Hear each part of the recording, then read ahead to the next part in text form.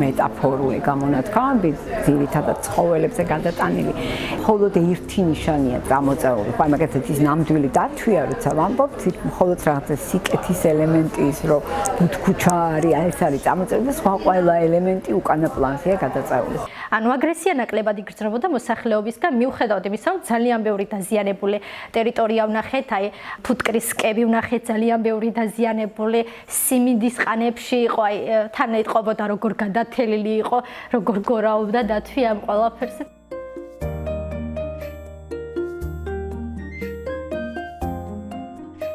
ქონდა პროექტი აჭარის დაცულ ტერიტორიებზე მურადათვის პოპულაციის კვლევა, სადაც სათემო რეინჯერად მონაწილეობდი და ეს იყო აჭარის დაცულ ტერიტორიებზე მურადათვის პოპულაციის გამოკვლევა გენეტიკურ დონეზე და ფოტოხაფანგების დამონტაჟება, დათვის კვალის მოძებნა. შედეგად შეფასდა, რომ დაცულ ტერიტორიებზე, აჭარის დაცულ ტერიტორიებზე ჩვენი მურადათვი ძალიან კომფორტულად, ძალიან სასიამოვნოდ ცხოვრობს და ხელს თითქმის არაფერი არ უშლის, გამომდინარე იქიდან, რომ მსხვილი მტაცებელი არ გვყავს, რომელიც უშუალოდ დათვის მტაცებელი იქნება, ამიტომ ძალიან კომფორტულად ცხოვრობს.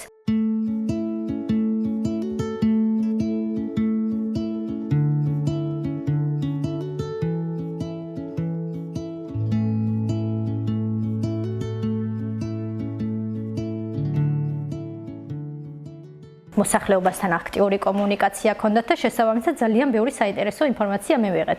და უშუალოდ რაც შეეხება დათვის შემოჭრას სასოფლო-სამეურნეო ტერიტორიაზე, საკმაოდ ხშირი შემთხვევა იყო ყველა დაცულ ტერიტორიაზე.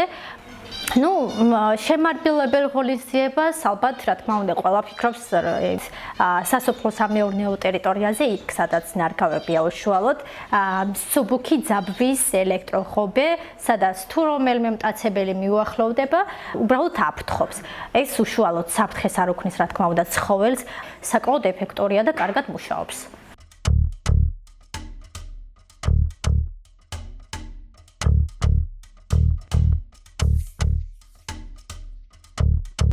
ქობულეთში სოფელ ჩაისუბანში გერმანელი ტურისტი გველის ნაკბენით გარდაიცვალა. ადგილობრივების ინფორმაციით 44 წლის კაცი სოფელში სოლშვილთან ერთად სპეციალურად კემპინგისთვის განკუთვნილი ავტომობილით იმყოფებოდა. მათივე განცხადებით ის ქვეწარმავალზე დაკვირვებას აწარმოებდა. სავარაუდოდ მათ დაჭერილი ყავთ, მაგრამ ეს ბიჭი ჩქარა გამოქცეულა, როცა უკბენია, მთითზე უკბინა. მაგრამ ვეღარ მოასწრო და იქვე რესტორანი არის, კაფე-ბარი და იქ სამწვადეს და ძირში წაქცეულა იქვე იმ წამსვე, ესე იგი ზუსტად 2 წუთია შვალედ მეტი არა. ჩემთვის აი თვითონ ამ ინფორმაციის გაგება და მე ამ ინფორმაციას რაც მოყვა უკვე ეჭვს მიჩენდა იმ გაგებით, რომ არც ფოტომტკიცებულებები შეესაბამებოდა, ვთქვათ, საქართველოს გადაღებული საერთოდ შეესაბამებოდა, იყო რაღაცა ევროპული სახეობები, ამერიკული სახეობები მოყვანილი არაშხამიანი გველებისთან, რომელზეც წერდნენ, რომ აი ამ სახეობა მოკვინა და ჩვენები იყო ფოტოზე და მე ის ინფორმაცია რაც მოყვება ხოლმე, ვთქვათ, აი ამ ჟურნალისტების მხრიდან ამის თხრობას. მოყვება ის, რომ მისი ვთქვათ ვიღაც ანახლობელი საუბროს, რომელიც ასე ვთქვათ ვერ ერკვევა საკითხში, ან ვიღაც შემწრე, მეზობელი, მეგობარი, რომელსაც არც თუ ისე სწორი წარმოდგენა აქვს საერთოდ და ცოდნა ამ საკითხზე.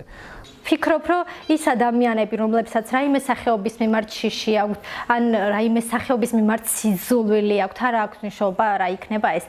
თუ მასთან უშუალო შეხება ექნება, აი თუნდაც შორიდან დააკვირდება და დაინახავს რამდენად უვნებელი არსება არის, აი თუნდაც გველების შემთხვევაში. ძალიან მარტივი რო ავიღოთ წყლის ანკარა. ყველა ვიცით, რომ ერთ-ერთი ყველაზე უვნებელი საყვარელი არსება არის. აი გველია, ქვეწარმავალია, აი გველხოკერა.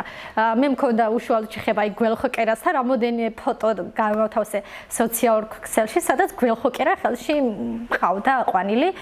და ვაიმე მაგხელებით არ შემეხოდა, აი საჭმელს როგორ ჭამაგხელებით და არ შეგეშინდა, არ გიკბინა, იქნება ეკბინა და მომკვდარიყა. იმდენად არის, აი გველხოკერა სრულიად უფეხო ხულიკია უბრალოდ.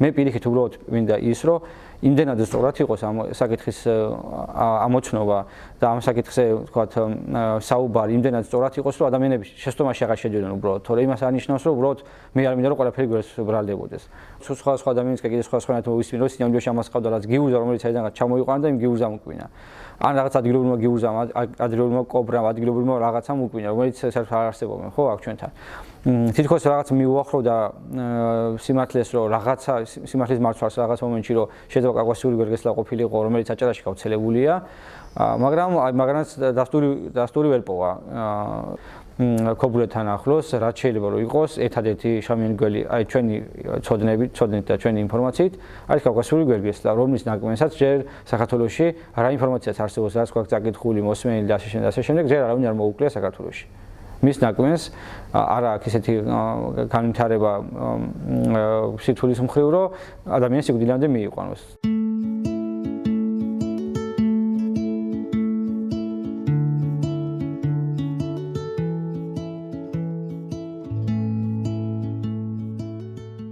რაღაცა დამაჯერებლობის დეტალი არ არსებობდა და რადგან არსებობდა ყველამ თავის ფანტაზიით დაწერა რაღაც და ერთი ფაქტი მაინც რო ყოფილიყო ლოგიკური რომელზეც ვიტყობით რომ ხო აი ეს სინამდვილეში მართლა ესე უნდა მომხდარიყო აი რაღაცა ნახეს ხელი რომელიც იყო გასიებული იყო რაღაცა შავი შესაქცევები ქონა მგონი რაღაცა ვთქვათ შეგრძნებებით ანუ ის ადამიანი ამბობდა რომ რაღაცა ისეთ შეგრძნებები ქონა რაც შეიძლება რომ დაკავშირებული იყოს ეს არაფერი ანუ არც ეწერა რომ ამაზე უნდა გამახვილდეს ყურადღება არც ჟურნალ-გაზეთში და სინამდვილეში არც იყო მაგ ინფორმაცია მარსაიდან არ გამოჟონა და ეგენი რომ არ ჩანდა ისეთი რაღაცა საკითხი რითაც შეიძლება რომ ადამიანმა ხელი ჩაჭიდოს ამ საკითხს და გაყვეს ეგეთი რაღაც არაფერი არ არსებობდა საერთოდ შეიძლება წერმა უკმინა შეიძლება გულით, შეიძლება ანუ ნებისმიერი დეტალი შეიძლება არსებობდეს ისეთი, რითაც შეიძლება რომ ეს ადამიანი დაღუპულიყო ნებისმიერი, ანუ არ ვიძახი რომ გველი არ იყო, შეიძლება იყო გველი, მაგრამ აი გველს ცოტა სხვა რაღაცა უნდა მოყვეს.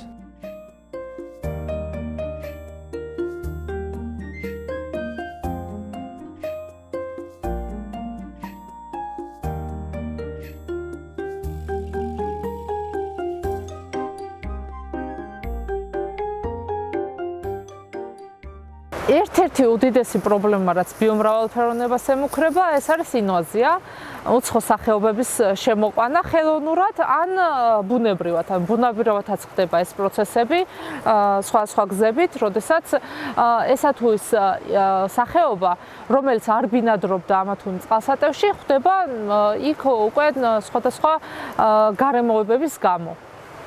შეიძლება მაგალითად ხდებოდეს ხელოვნურად აღწარმოება ამა თუ იმ სახეობის და მას შემოხვეს უბრალოდ სხვა წყალსატევიდან ის სახეობა, რომელიც უბრალოდ იქ არ ბინადრობდა არასოდეს. შემდეგ უკვე ამ სახეობამ შეიძლება კონკურენცია გაუწიოს ადგილობრივ სახეობებს, შეეცილოს საკვებში, იყოს უფრო ძლიერი, უფრო ამტანი, გარემო ტემპერატურებისადმი და სხვადასხვა ქიმიური, ფიზიკური მახასიათებლებისადმი, რაც მდინარეს აქვს და დაჯაბნოს ის სახეობა, რაც არის ადგილობრივი და საბოლოოდ მისი გადაშენება გამოიწვიოს. ამიტომაც არის საჭირო, რომ სიფრთხილით მოვეკიდოთ ამ საკითხს.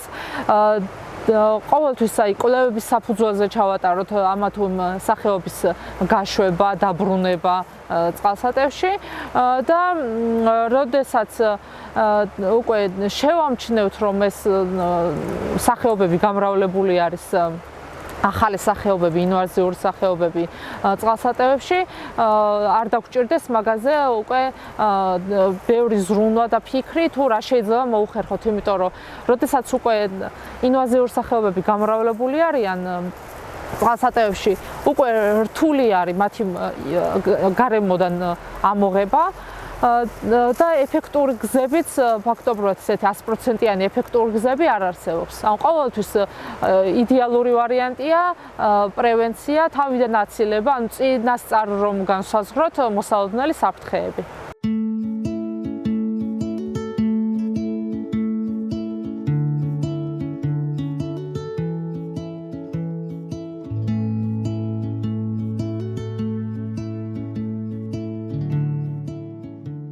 ჩვენ უკვე გვაქვს ფაქტი, რომ ბუნებრივ საბინადრო გარემოში ზუთხისებრებისთვის მდინარე რიონში ყოფილა ციმბირული ზუთხის დაჭერის ფაქტები.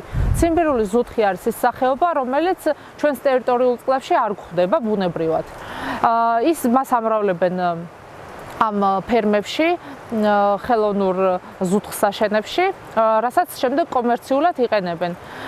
და როდესაც ეს სახეობა მოხვდება ბუნებრივ წყალსატევში, შეიძლება მან კონკურენცია გაუწიოს ადგილობრივ სახეობებს, იგივე საკვების მხრივაც და ასევე შეიძლება მოხდეს ჰიბრიდიზაციაც ბუნებრივ გარემოში, მოხდეს ჰიბრიდიზაცია, რაც გამოიწვევს ბუნებრივი პოპულაციების შემცირებას. ციმბირული ზუთხს აქვს გამძლეობა ცივი წყლის მიმართ გაცილებით მაღალი ვიდრე ჩვენ ადგილობრივ ზუთხებს. კი, მაგრამ ეს როდი ნიშნავს იმას, რომ ჩვენ ადგილობრივ ზუთხებთან უფრო მეტად გამძლეა. ვერ ვიტყოდი ესე, მთლად და როდი ნიშნავს იმას, რომ ის აუცილებლად გამრავლდება და მას ექნება იმის ინსტინქტები, რომ აუცილებლად შევიდეს რიონში ერთადერთი მდინარეა ჩვენი, სადაც ის შეიძლება და იქ გამრავლდეს კიდე თან წყვილი ნახოს თავისი, ხო, თავისიანი. ან მოახდინოს ჰიბრიდიზაცია. მოახდენს თუ არა ჰიბრიდიზაციას, ნახავს თუ არა თავის წყვილს. ეგ ძალიან ბევრი კითხვით ნიშნებია, ყოველ შემთხვევაში ახალი გენერაცია. როდის იქნება იცით განგაშის არის შემოსაცემი, როდესაც ჩვენ ნახავთ ჰიბრიდს ან ახალმოზარდებულ ციმბირულ ზუთხს რიონში. ანუ ლიფციდის სახით.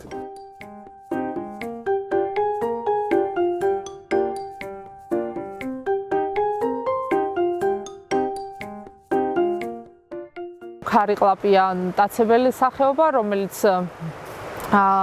ქორჭილასთან ერთად არის ხოლმე ერთ-ერთი ყველაზე ძლიერი მტაცებელი და როდესაც ის აღმოჩნდება წყალსატევში, ფაქტობრივად მას ბუნებრივი მტერი არ გააჩნია და მათი რაოდენობა უკვე იზრდება ხოლმე, წარმატებულია ხოლმე ეს სახეობები და უკვე ადგილობრივ არა მტაცებელ სახეობებს უკვე საფრთხესაც უქმნის ხოლმე. ქორჭილა, რომელიც დასავლეთის წყალსატევებში ბანდამაიც ვერ იყიდებდა კარგად ფეხს, როგორც ყოველთვის პრობლემური იყო ის, ჯანდარის ტბაში, წალკის წყალსაცავში, ისე მაგრად გამრავლდა დღეს, რომ დღეს წარმოადგენს ძალიან სერიოზულ პრობლემას. ქორჭილა მიუხედავად იმისა, დიდი არ იზრდება, მის ზომით მაჩვენებლებთან შედარებით საკმაოდ სოლიდური ზომის თევზი შეუძლია მიირთვას. და ახალ გამოჩეკილი თევზი ნებისმიერი სხვა სახეობის მისთვის არის ჩვეულებრივი საკვები ობიექტი, ჭამს ძალიან ბევრს და არის ძალიან ისეთი მტაცებელი, მკვეთრად გამოკვეთილი ფორმა. ძალიან სწრაფად მრავლდება, სწრაფად მწიფდება და ამით მოახდინა მან ფაქტობრივად ის, რომ დაიპყრო ფაქტობრივად ეს ტბები ქორჭილამ დღეს. და პირდაპირ გეტყვით, ვინც იქ თევზის გამრავლებით არის დაკავებული, უბრალოდ ხელსიჩეს რა ვქნა არ ვიციონ. ანუ იქაც ამოჭერაც კი მთლიანად ეფექტური შეიძლება ვერ იყოს, იმიტომ რომ ყველას ვერ ამოიჭერ პირდაპირ გეტყვით და ამის საშუალებასაც მოკლებულია, რეალურ საშუალებასაც არსებობს ტექნიკურად მხედველობაში, იმიტომ რომ ტოტალურად რო თევზი ამოჭერო, ხო გესმით არა, უნდა კონდეს მაგალითად სასალიკო უბნები, სადაც შეიძლება მოუსვა ეს ბადე და ამოიჭირო, ხო? ან ბევრი მასობრივად ჩადგა სახლარ ტიპის ბადეები, რომელიც შეიძლება ქორჭილას გარდა შენთვის სასარგებლო თევზი მოყვეს, ხო? ან ამას რეგლამენტი აქვს თავისი ჭერის იქ რეგლამენტი ზღუდავს მათ ჭერაში.